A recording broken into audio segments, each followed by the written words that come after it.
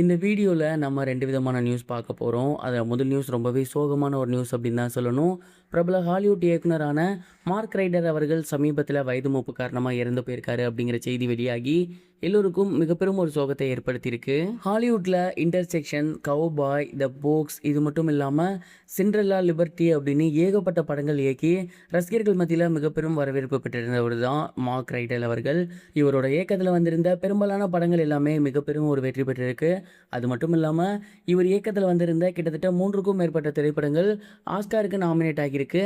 அதில் கிட்டத்தட்ட 3 திரைப்படங்கள்லேருந்து சிறந்த நடிகர், சிறந்த நடிகை, சிறந்த இசையமைப்பாளர் அப்படின்னு ஏகப்பட்ட ஆஸ்காரை இவரோட படங்கள் அள்ளியிருக்கு.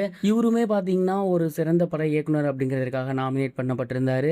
பட் அந்த ஒரு அவார்டு இவருக்கு கிடைக்கல. இருந்தாலும் தொடர்ந்து ஏகப்பட்ட சூப்பர் ஹிட் படங்களை ஹாலிவுட் இண்டஸ்ட்ரிக்கு கொடுத்துட்டு இருந்தார்.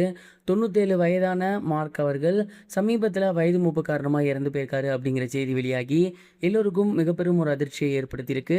இந்த ஒரு நியூஸை அஃபிஷியலாக அவங்களோட ஃபேமிலி மெம்பர்ஸே ஷேர் பண்ணியிருக்காங்க. ஹாலிவுட் சினிமாவோட மிக முக்கிய இயக்குநர்களில் மார்க் ரைடல் அவர்கள் ஒருத்தர். அவர் இன்னைக்கு இல்லை அப்படிங்கிறத தொடர்ந்து ஏகப்பட்ட திரைப்பிரபலங்கள், ஏகப்பட்ட இயக்குநர்கள், டெக்னீஷியன்கள், மூத்த குடிமக்கள் எல்லோருமே தங்களோட கண்டோலன்ஸை பதிவு பண்ணி வந்துட்டு இருக்காங்க. அண்ட் இந்த ஒரு நியூஸ் தான் இப்போ சோசியல் மீடியாவில் ரொம்பவே வைரலாக போய்கிட்டு இருக்கு. உண்மையிலேயே மார்க் ரைடல் அவர்களோட மறைவு அப்படிங்கிறது ஹாலிவுட் இண்டஸ்ட்ரிக்கு மிகப்பெரும் ஒரு சோகத்தை ஏற்படுத்தியிருக்கு அப்படிங்கிறதுல எந்த ஒரு சந்தேகமும் கிடையாது.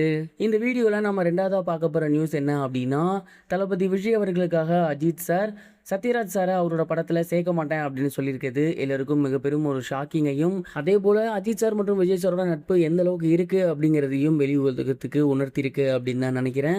சமீபத்தில் அஜித்குமார் சார் ஓன் ப்ரொடக்ஷன் மூலயமா டேர் டெவில் அப்படிங்கிற படம் பண்ண போகிறாரு. அண்ட் இந்த ஒரு படத்தை ஆதிக் ரவிச்சந்திரன் அவர்கள் இயக்குறாரு. இந்த படத்தில் ஒரு மிக முக்கிய கேரக்டருக்கு சத்யராஜ் சாரை நடிக்க வைக்கலாமா அப்படிங்கிற ஒரு பேச்சுவார்த்தை போயிட்டு இருந்துச்சு. பட் அந்த ஒரு டைம் தான் சத்யராஜ் சார் எலெக்ஷனில் விஜய் சாரை ரொம்ப மோசமாக கழுவி ஊற்றினார். அண்ட் நிறைய விஷயங்கள் அவதூறாக பேசியிருந்தார்.